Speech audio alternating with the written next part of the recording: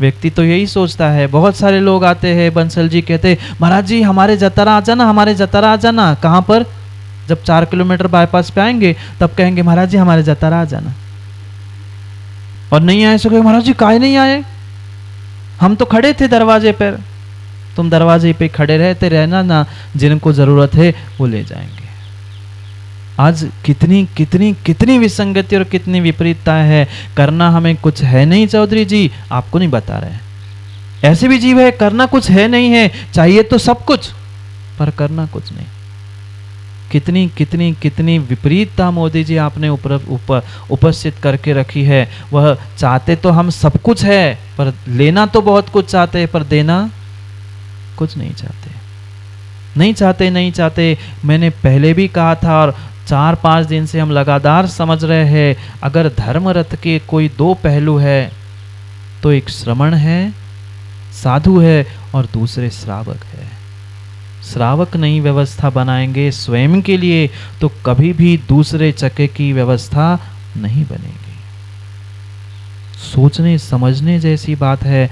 उन्होंने तो वह स्वार्थ को छोड़कर परार्थ के लिए, अपने स्वयं के साथ दूसरों के कल्याण के लिए मोक्ष मार्ग प्राप्त कर लिया। समय समय पर उपदेश देना प्रारंभ कर लिया, पर हमने ना उपदेश को स्वीकार करना सीख पाए, ना हम उनके प्रति श्रद्धा प्राप्त कर पाए।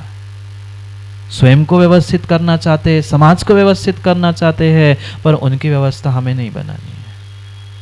अशोक पत्रकार काम बनने वाला नहीं है, बिल्कुल भी काम बनने वाला नहीं है। किसी की दूसरा कोई व्यवस्था करता है तो कहते वो तो देखो व्यवस्था करके चल रहे हैं अनिल भाई, वो कैसे साधु, व्यवस्था लेके थोड़ी चलते।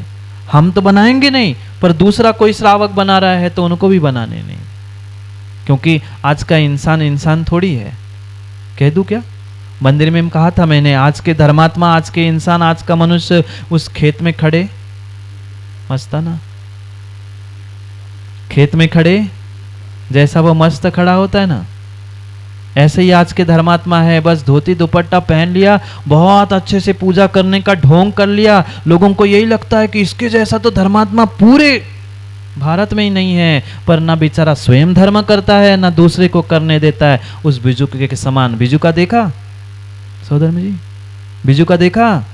ना खाता है ना खाने देता है, ना हम करेंगे ना तुम्हें करने देंगे। सोचो समझो, विचार करने की आवश्यकता है। कभी तो हम उस साधु परमेश जी को, गुरुओं को अपना मीत, अपना मित्र बनाने का प्रयास करें, पर नहीं कर पाते। हम उनकी भी परीक्षा करने के लिए पहुंच जाते हैं, हम उनको भी परेशान हरने के लिए पहुंच जाते हैं। वे तो दुख समूह को हरते हैं, हम उन्हें दुख देने के लिए पहुंचते हैं। याद है ना, मेरी भावना को पढ़ रहे हैं, मेरी भावना को समझ रहे थे, मेरी भावना को मेरी बनाने का प्रयास कर रहे थे। शब्दों में तो हजारों नहीं सैकड़ों लाखों बार माँ पढ़ी होगी ना, बचपन से पढ़ के रट के रखी होगी। विषयों की आशा नहीं जिनके, साम्य भाव धन रखते हैं, निज पर हित के साधन में जो निष्दिन तत्पर रहते हैं। हम भी तो निष्दिन तत्पर है महाराज जी, पर निज पर के नहीं, मात्र निज और निज के। पर का तो हमें कुछ कल्याण और अच्छा दिखता ही नहीं है। हम तो अपना हित देखते हैं। हम तो देव शास्त्र गुरु के पास भी पहुंचते हैं तो स्वयं के हित के लिए पहुंचते हैं। हमें दूसरे का हित तो, उनका तो छोड़ो, हम अपना हित के अलावा दूसरे किसी का हित देखते ही नहीं है। क्या क्या उनकी साधना है, क्या उनकी तपस्या है। थोड़ा सो प्रत्येक जैन कुल में जन्मे हुए उस बालक से लेकर वृद्धों तक मुख को झूठा करने से पहले, ग्रास रखने से पहले सोचना होगा तपस्या वे दिगंबर मुनि कर रहे हैं और फ्री का नाम तुम्हारा हो रहा है। ठीक है, ये पुण्य का उदय है, तुम इस कुल में जन्मे, इसमें जन्मे, ठीक है, ये पुण्य उदय तो है, पर कभी तो उपकारों का बोध रखो।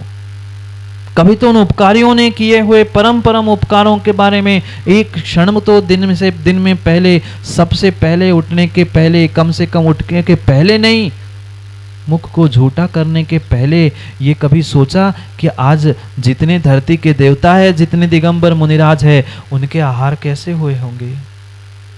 महाराज आजकल इतना समय कहाँ है, हम तो बेड़े में बेड टी शुरू हो गई, वही खाते, वही पीते, वही टीवी, सब कुछ एक ही कमरे में हो गया है, वही अटैच है टीवी भी और बाकी समझ गए होंगे आप लोग। क्या करें, इतनी उन विषय कषायों से हमारी अटैचमेंट हो चुकी है कि हम देवशास्त्र गुरु से अटैच होना चाहते ही नहीं है, नहीं चाहते। मंदिर तो हमें वह कैसा चाहिए, क्या चाहिए, उसके प्रति तो हमारा विकल्प है, पर हम कैसे चाहिए, हमें क्या करना चाहिए, इसका हमें कभी विचार ही नहीं। कभी श्रद्धा समर्पण के हमने आज तक गुरु को, साधु को कभी मीत मित्र बनाया ही नहीं है। एक बार अपने आप को गुरु के शरण को दिलाते हुए उस श्रद्धा समर्पण का आजमा के देख लेना, जीवन बदल सकता है, पर तभी जब तुम्हारे भीतर श्रद्धा और समर्पण के भाव। क्योंकि संसार के जितने मित्र है वे मात्र और मात्र तुम्हारे स्वार्थ के लिए है। जब तक उनका स्वार्थ है तब तक है, चाहे माँ रिश्ते हो, बेटे हो, भाई हो, पिता हो, कोई हो, वे तब तक है जब तक स्वार्थ है कि नहीं। बेटा भी तब तक है, वह लाल को लाल तब तक कहती है, बेटा तब तक कहती है जब तक वह बेटा तुम्हारी मान रहा है। एक दिन तुम्हारी नहीं माने, उस लाल की गाल। कितनी अच्छी कहानी है, कितनी ज्ञान है। देखो पंडित जी, मैं अभी पूरा वाक्य नहीं बोला, वहां से पूरा हो जाता है। लाल की गाल को हम लाल कर देते हैं। जब तक वो माँ कह रहा है, पिता कह रहा है, तब तक वह बेटा अपना है। और उसी दिन जिस दिन वही बेटा कहता है कि पिताजी मुझे मेरा हिस्सा दे दो, उस बेटे को भी तुम निकाल के बाहर कर देते हो। सोचो, विचार करो, क्या स्वार्थ भरी ये संसार की लीला है, और कहाँ वे स्वार्थ त्याग की कठिन तपस्या बिना खेद जो करते हैं। एक एक इंसान चाहे छोटा बड़ा जो भी है, वह स्वार्थ से परिपूर्ण है। जितने रिश्ते, जितने संबंध जो भी बनाए हैं, वे स्वार्थ के लिए है। स्वार्थ पूर्ण हो गया, उठा के फेंक दिया। नहीं फेंकते क्या? जतारा में आज तक किसी की मृत्यु नहीं हुई? हो गई मृत्यु? नहीं हुई क्या ब्याजी? सबके यहाँ हुई। आपके पिताजी है? कहाँ है? बोलो ना। चले गए। फिर जब वह स्वर्गवास हो गया, मृत्यु हो गई, तो आप इतने धर्मात्मा है, तो वे धर्मात्मा नहीं थे क्या? धर्मात्मा थे, बहुत अच्छे नहीं थे क्या? थे, बहुत अच्छे थे, बहुत धर्मात्मा थे। फिर घर में संभाल के रख लेते, जगह की कम थी क्या? वे तो बहुत सारी जगह दे गए थे आपको। फिर आपने उनको जला के क्यों नष्ट कर दिया? एक कोई कमरा बहुत बड़ा नहीं, एक छोटा सा 10 बाय 10 का एक कमरा, उसमें टांग के रख लेते। क्यों? बहुत अच्छे थे ना पिताजी, बहुत धर्मात्मा थे ना पिताजी, फिर कमरे में टांग के क्यों नहीं रखा? सुन लेना अध्यक्ष जी, सोच लेना, समझ लेना, कितने ही धर्मात्मा और कितने ही पैसे जोड़ के बच्चों को दे के चले जाना मोदी जी, वो मेहुल तुम्हें घर में टांग के रखने वाला नहीं है। जिस दिन समाप्त हो गए, वो तो सोचता है 2 घंटे हो गए, 3 घंटे, वो कब कट जाए, कब जला के आ जाऊं। हाँ, जब तक स्वार्थ है, तुम पैसे दे रहे हो, खिला रहे हो, खा रहे हो, पी रहे हो, तब तक वो तुम्हें घर में संभाल के रख रहा है। मरने के बाद कितने वह बच्चों ने अपने पिता को घर में रख लेते। अच्छे थे, धर्मात्मा थे, सब कुछ थे, पर मरने के बाद उसको भी छोड़ दिया, क्योंकि स्वार्थ सद गया, स्वार्थ का काम हो गया। क्यों माताओं? जितने माताएं यहाँ बैठे हैं, सबका जन्म यहीं पे हुआ ना? सब जतारा में ही जन्मे ना? अभी मोदी जी कह रहे थे बस सब मेहरौनी। हाँ, 100-125 शतक से ज्यादा ही मेहरौनी से आए होगा। कुछ ऐसा ही नहीं हो। माँ मेहरौनी में जन्म हुआ था, वहां क्या खाना पीना नहीं मिल रहा था? पिता ने क्या धक्का मारकर घर से बाहर किया था? बोलो ना। नहीं किया था, फिर भी क्यों छोड़ के आए? सोचना, वहां जब तक स्वार्थ था माता पिता से, तब तक उनको, माता पिता को सब कुछ मानते रहे। और जैसे ही स्वार्थ बदल गया, हमारे विषय बदल गए, हमारा समय बदल गया, हमने उस माता पिता को भी छोड़ दिया जिसने जन्म दिया था। ये स्वार्थ नहीं था तो क्या था? प्रत्येक जीव संसार का स्वार्थ से भरा है। और इस संसार में अगर सबसे हटके कोई है तो स्वार्थ त्याग की कठिन तपस्या बिना खेद जो करते हैं।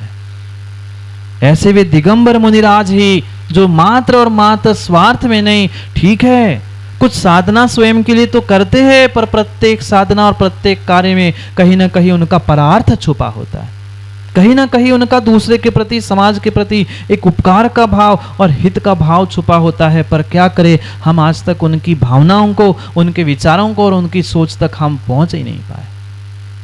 नहीं कर सकते, नहीं कर सकते। आप उनकी सोच, उनकी विचार, उनकी मान्यता तक पहुंच ही नहीं पाते। उन्होंने तो सब कुछ छोड़ दिया उस वृक्ष के समान। अभी आम का मौसम आएगा ना, आम तो खाए होंगे बहुत सारे उस आम के पेड़ पर। और ये भी पक्का है कि बाजार से खरीद के आम खाना उतना मजा नहीं आता जितना तोड़ के, उस पेड़ पे लगे हुए आम को तोड़ के फिर खाने में जो मजा आती, उतना बने बनाए वो तो आ गए, खा गए। सोचना उस वृक्ष की, उस पेड़ की क्या क्या उस पेड़ की का कृपा होगी और उपकार होंगे। पत्थर खाता है पर तुम्हें फल देता है। ये दिगंबर साधु भी उस वृक्ष के समान हुआ करते हैं। आप जो चाहे कह दो, पर वे हमें हमेशा तुम्हें आशीर्वाद देते हैं, कभी साप नहीं देते। चाहे तुम पत्थर से मारो, चाहे गाली से मारो, पर वे तुम्हें हमेशा ही आशीष देते हैं। ठीक है भाई, गलती हो गई होगी, आप सुधार कर लो। स्वार्थ त्याग की कठिन तपस्या, कठिन तपस्या। आज यहाँ बैठे बैठे किसी को कुछ कह दे, एक कह दे तो चार सुनाने के लिए आता है। भले ही यहाँ कह नहीं, बाहर मिल, गेट के बाहर ही मिलना, दुकान में मिलना। बता रहे अभी नहीं बता रहे, अभी तो हाथ जोड़ के कहेगा। और अभी नहीं मिल रहे, बाहर मिल रहे भैया, मिलते अपन, मिलना बाहर। सोचना, तुम चाहे शब्दों के बाण चला दो, चाहे गालियों के बाण चला दो, चाहे धनुष से कोई बाण चला दो, पर वे नहीं, कुछ नहीं। क्योंकि साम्य भाव धन रखते हैं, वे सभी को समान मानते हैं। ठीक है, भटका भगवान सही, पर भगवान तो है। हम महाराज भगवान ही को भगवान नहीं मानते, तुम्हें काहे के भगवान माने। ऐसी स्थिति है पंचम काल के जीवों की। सोचो, विचार करो, जिन्होंने स्वार्थ का त्याग कर लिया, मात्र और मात्र निज पर के हित की साधना में तल्लीन है, ऐसी कठिन कठिन तपस्या है।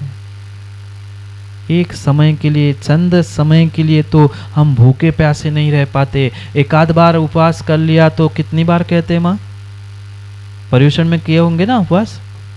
एक बार उपवास नहीं, एकासन भी किया तो 10 बार कहते हमने 10 उपवास 10 एकासन किए थे। पता है आपको, इस बार 10 एकासन किए थे हमने, 10 एकासन किए थे। और सोचो, उन्होंने तो जीवन भर एकासन कर लिए। तुम 10 बार करते हो तो 50 बार कहते हो, वे 50 बार करके एक बार भी नहीं कहते।